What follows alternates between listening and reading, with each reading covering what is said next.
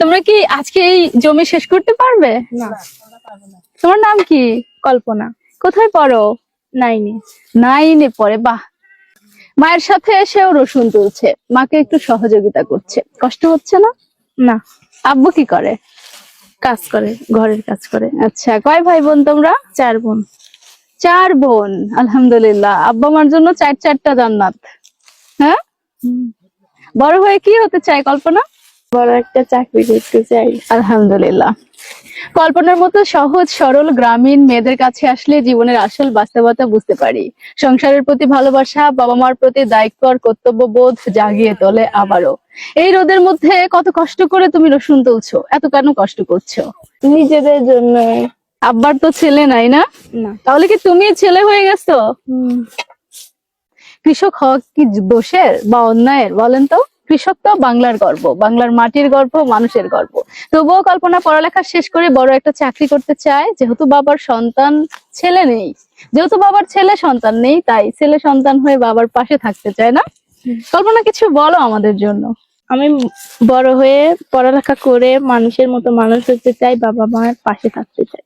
আচ্ছা, এই যে তোমার কোনো বান্ধবী, কোনো ফ্রেন্ড কিন্তু এভাবে তোমার মতো কাজ করে না, জমিতে এসে এত রোদের মধ্যে সারাদিন রোদে পুড়ে এভাবে রসুন তোলে না, তুমি কেন তুলছো? আমি আমার বাবা মাকে সাহায্য করছি।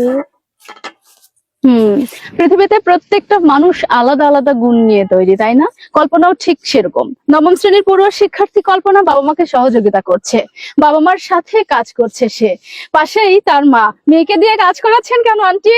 আমরা গরিব মানুষ, কি করবো, টাকা পয়সা নাই, সেজন্য সাথে করে তুলতেছি।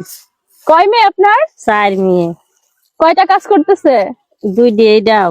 ও, এই 2টা কাজ করতেছে। হ্যাঁ, আর 2 বিয়ে দিছি। এবার কতটুকু জমিতে রসুন লাগিয়েছিলেন?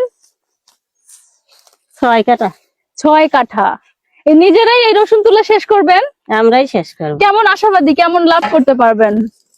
অল্প বই, আমার গরিব মানুষ, মেয়েদের লেখাপড়া খরচ লাগে, সে টাকাটা বিটি করে খাতা কলম কিনে দেওয়া।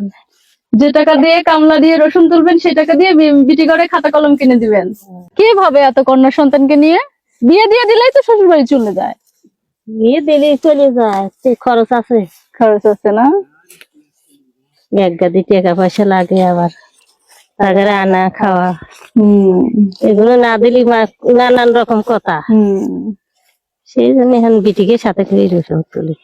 বিটি বেটার অভাব পূরণ করতেছে না? দর্শক, খুব ভালো লাগলো মা মেয়ের সাথে কথা বলে। ছোট্ট 1 খণ্ড জমিতে মা মেয়ে দুজনে মিলেই কিন্তু দেখেন রসুন গুলো তুলছে এবং কত সুন্দর সাইজ করে করে রাখছে তারা। এই রসুন গুলো বাজারে বিক্রি করবে এবং তা দিয়েই হয়তোবা তাদের সারা মাসের, সারা বছরের খরচ যোগাবে।